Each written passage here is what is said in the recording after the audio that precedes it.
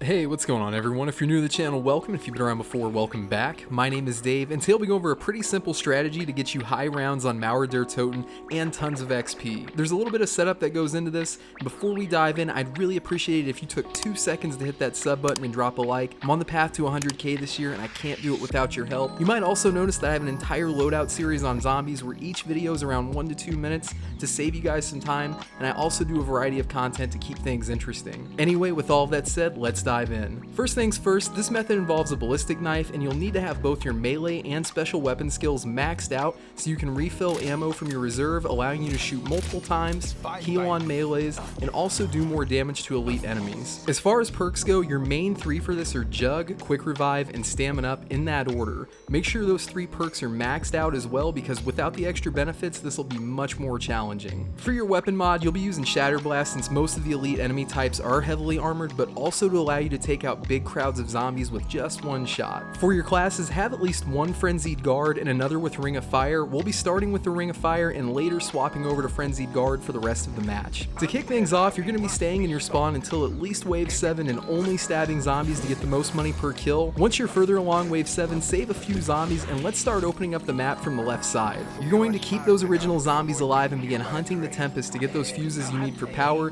These guys should only take a few stabs and will be super easy elims.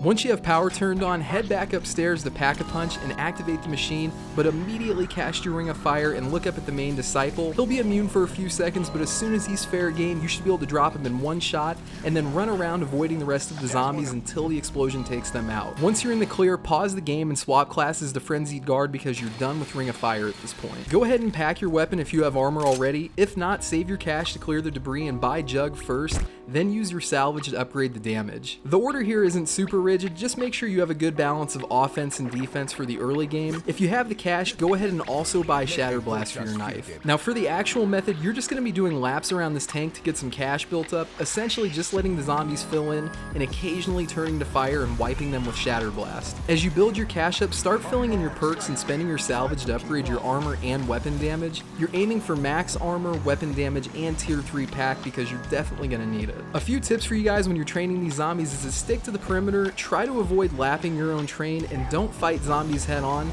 Let them fall into the pack and let Shatter Blast do all the work. When Krasny start to spawn, don't panic. The zombies are honestly a much more dangerous threat because if they trap you in a corner, you're pretty much done for. Speaking of which, moments like those are great for activating your Frenzied Guard to get away. Once you've killed enough zombies, fill your armor back up, chill out for a second, and let your Frenzied Guard expire so you can use the leftover zombies to start building that next charge.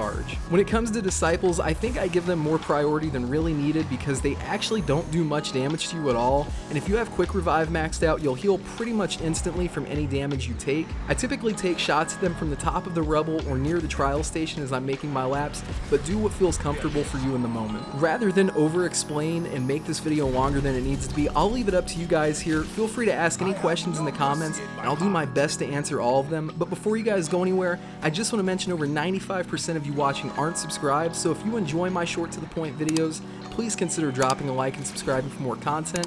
Anyway, I hope you all dig this strategy, and I'll see you all next time. Peace.